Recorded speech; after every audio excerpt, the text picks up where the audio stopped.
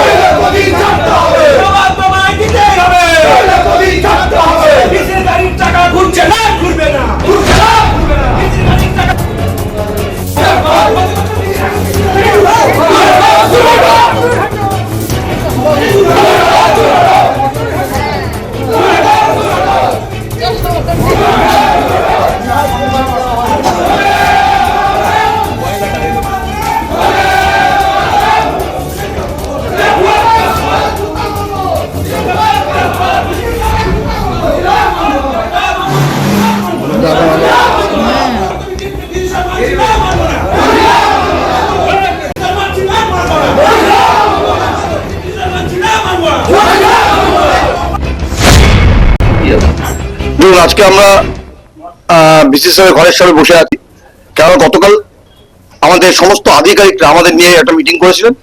সেই মিটিংয়ে একটা সিদ্ধান্ত হয়েছিল যে তপন নাগের সাসপেনশনটাকে প্রত্যাহার করবে।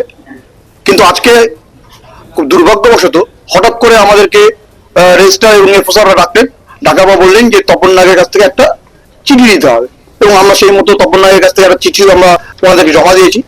এখন ওনারা এসে বলছেন, সারাদিন কিছু বললেন না, এখন এসে সন্ধ্যাবেলায় বলছেন, কিছুক্ষণ আগে বলছেন যে তপন নাগের সাসপেনশন প্রত্যাহার করতে পারি, কিন্তু উনি বিশ্ববিদ্যালয়ে ঢুকতে পারবে না।